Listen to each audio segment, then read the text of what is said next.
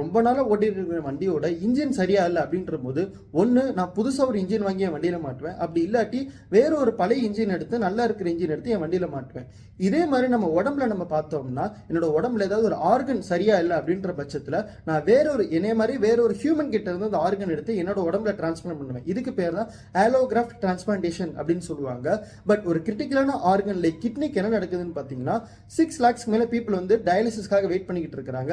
And டெய்லியும் 240 மேல people வந்து டயாலிசிஸால இறந்து போறாங்க அப்படிங்கிறது யூஎஸ் ஸ்டாட்டிஸ்டிக்ஸ் சொல்லுது. இந்த மாதிரி விஷயத்துக்காக ஒரு அடுத்த கட்டமா நம்ம எதை நோக்கி போறோம்னு வந்து பாத்தீங்கன்னா மனிதர்களை தவிர்த்துட்டு ஒரு அனிமல் அதாச்சும் ஒரு பிக்கு கிட்ட இருந்து நம்ம உடம்புல இருக்கிற அந்த கிட்னியை டிரான்ஸ்பிளான்ட் பண்ணோம்னா இந்த டிரான்ஸ்பிளான்ட் பேர் வந்து ஜீனோகிராஃப்ட் டிரான்ஸ்பிளான்டேஷன் அப்படின்னு சொல்லுவாங்க.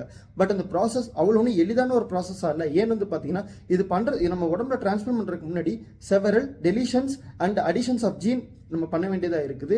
ஃபர்ஸ்ட் 2 டெலிஷன்ஸ் எதாவது பார்த்தீங்கன்னா ஒன்று வந்து நம்ம உடம்புல இருக்கிற ஹியூமன் ரெஸ்பான்ஸ் வந்து அதை ரிஜெக்ட் பண்ணக்கூடாது அப்படிங்கிறதுக்காக, இன்னொன்று வந்து அந்த கிட்னி வந்து ரொம்பவே பெருசாக வளரக்கூடாது, அதோட க்ரோத் வந்து குறைக்கிறதுக்காக. அண்ட் மீதி இருக்கிற அடிஷன்ஸ் எல்லாமே நம்ம உடம்புல இருக்கிற இம்யூன் ரெஸ்பான்ஸ் அதை அக்செப்ட் பண்ணுறதுக்காக தான் இருக்குது.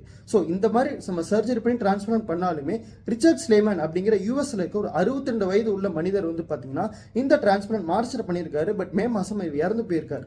இதுக்கான காரணமாக என்ன சொல்றாங்கன்னு வந்து பார்த்தீங்கன்னா அவருக்கு ப்ரீவியஸாவே ஹார்ட் டிசீஸ் இருக்குது, டயபெட்டிஸ் இருக்குது, இதனால தான் அவர் இறந்து போயிருக்காரு அப்படின்னு சொல்றாங்க.